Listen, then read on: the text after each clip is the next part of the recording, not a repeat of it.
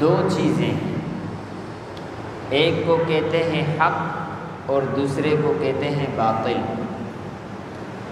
حق یہ ہمیشہ ثابت رہتا ہے اور باطل یہ زائل ہو جاتا ہے، ختم ہو جاتا ہے۔ حق کے اندر دوام ہے اور باطل کے اندر دوام نہیں ہے، اس کی مدت محدود ہے، وہ جلدی ختم ہو جاتی ہے۔ جیسے دو آدمی ہیں، وہ کسی گھر کے بارے میں دعویٰ کرتے ہیں۔ ایک یہ کہتا ہے یہ گھر میری ملکیت ہے، اور دوسرا یہ کہتا ہے کہ یہ گھر میری ملکیت ہے۔ دو بندے ہیں جن کا دعویٰ ایک ہی گھر پہ ہے، ایک کہتا ہے کہ میری ملکیت ہے اور دوسرا کہتا ہے کہ میری ملکیت ہے۔ تو ان دو میں سے حق پر وہی ہوگا جس کے پاس دلیل موجود ہو، جس کے پاس ثبوت موجود ہو۔ جو دلیل پیش کرے، جو ثبوت پیش کرے تو وہ حقدار ہوگا اور دوسرا باطل ہوگا۔ جو حق ہوتا ہے اس کے پاس دلیل ہوتی ہے، اس کے پاس ثبوت ہوتا ہے اپنی بات کو پیش کرنے کے لیے، اپنی بات کو سامنے رکھنے کے لیے اس کے پاس دلیل ہوتا ہے۔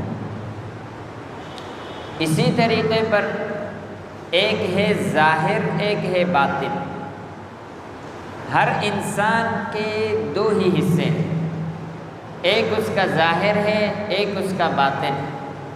بلکہ اللہ تعالیٰ نے اس پورے دنیا کو دو حصوں میں تقسیم کیا ہے، ایک اس دنیا کا ظاہر ہے اور دوسرا اس دنیا کا باطن ہے۔ یہ آپ کو ہر چیز میں ملے گا۔ انسان کا ظاہر اس کا جسم، اعضاء جو آپ کو نظر آ رہے ہیں، دو آنکھیں، ایک ناک، دو کان، ایک منہ، دو ہاتھ، دو پیر، جسم جو آپ کو نظر آ رہا ہے، یہ انسان کا ظاہر ہے۔ اور ایک اس کا باطن ہے، اندر اس کی روح ہے، اس کا باطن اس کی روح ہے۔ جیسے اس ظاہر کی کچھ خوبصورتیاں ہیں، انسان کی ظاہری حسن اس کی خوبصورتی، آنکھوں کی خوبصورتی یہ اس کی خوبصورتی، زبان کی خوبصورتی یہ اس کی خوبصورتی۔ ایک اس کے ظاہر کا حسن ہے، ایک اس کے باطن کا حسن ہے، اس کے روح کا حسن ہے۔ روح کا حسن کیا ہے؟ اس کے اندر صبر ہونا، اس کے اندر برداشت ہونا، اس کے اندر اخلاق حسنہ کا ہونا، اس کے اندر حسد کا نہ ہونا، کینے کا نہ ہونا، بھائی چارگی کا ہونا، پیار کا ہونا، محبت کا ہونا۔ یہ انسان کے اندر کا حسن ہے جس کو روح کا حسن کہتے ہیں۔ جیسے ظاہری حسن دیکھا جاتا ہے، اسی طریقے پر باطنی حسن بھی دیکھا جاتا ہے۔ اور اللہ تعالیٰ کو ہمارے اس ظاہری حسن سے کوئی سروکار نہیں ہے۔ اللہ تعالیٰ کی نگاہ ہماری باطنی حسن پر ہوتا ہے۔ ظاہر اس کا جتنا خوبصورت ہو، باطن اس کا درست نہ ہو تو وہ کامیاب نہیں ہے۔ ظاہر اس کا جتنا بدصورت ہو، باطن کے اندر حسن موجود ہو تو وہ بندہ کامیاب ہے۔ تو یہ دو ہی چیزیں ہیں، ایک اس دنیا کا ظاہر ہے اور ایک اس دنیا کا باطن ہے۔ اور حقیقت باطن ہے، ظاہر نہیں ہے، ظاہر صرف ایک دکھلاوا ہے۔ اسی طریقے پر ایک ہے عقیدہ، ایک ہے عمل، ایک ہے عقیدہ، ایک ہے عمل۔ عقیدہ وہ ہے جو ہر انسان مسلمان اپنے ذہن کے اندر رکھتا ہے۔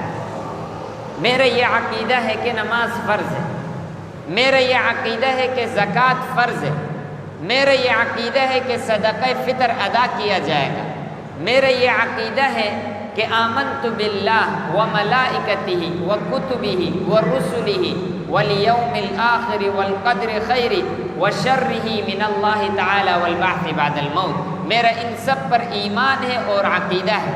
اللہ پر میرا ایمان، فرشتوں پر میرا ایمان، آخرت پر میرا ایمان، تقدیر بالخیر والشر پر میرا ایمان، یہ جو ہے عقیدہ کہلاتا ہے۔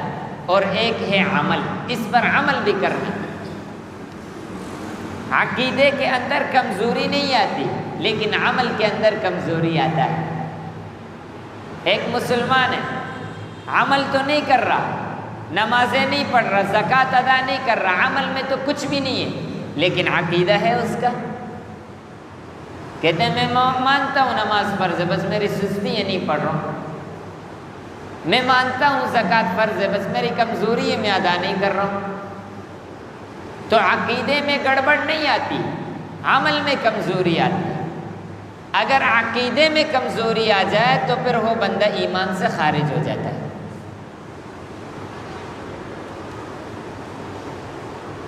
ایک صحابی ہے حضرت عمار ابن یاسر رضی اللہ تعالی عنہ، ان کے اوپر کفار نے بہت زیادہ تشدد کیا، بہت زیادہ ان کے اوپر تشدد کیا۔ ان کو پانی میں غوطہ ڈالا جاتا صرف اس بات پر کہ تم کلمہ کفر کہہ دو، تم کلمہ کفر کہہ دو۔ بہت زیادہ اس پر تشدد اور ظلم ہوا، بالآخر اس نے اپنی زبان سے کلمہ کفر کہہ دیا۔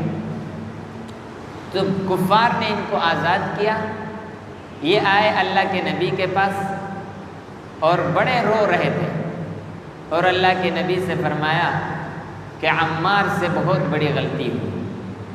اللہ کے نبی نے فرمایا کیا غلطی ہوئی؟ کہا کہ مجھ پر تشدد بہت زیادہ ہوا اور مجھے مجبور کیا گیا تو میں نے زبان سے کلمہ کفر کہہ دیا۔ رسول اللہ صلی اللہ علیہ وسلم نے حضرت عمار سے پوچھا کہ عمار جب آپ کلمہ کفر زبان سے کہہ رہے تھے تو اس وقت آپ کا دل کیا کہہ رہا تھا؟ کہا کہ میرا دل مطمئن تھا۔ تو پھر اللہ کے نبی نے فرمایا کہ تیرے ایمان میں کوئی خرابی نہیں ہے، چونکہ یہ فقط زبان سے آپ نے کلمہ کفر کہا ہے، آپ کا عقیدہ سالم تھا، آپ کا عقیدہ محفوظ تھا، آپ ایمان پر موجود ہیں اور ایمان آپ کے دل کے اندر ہے۔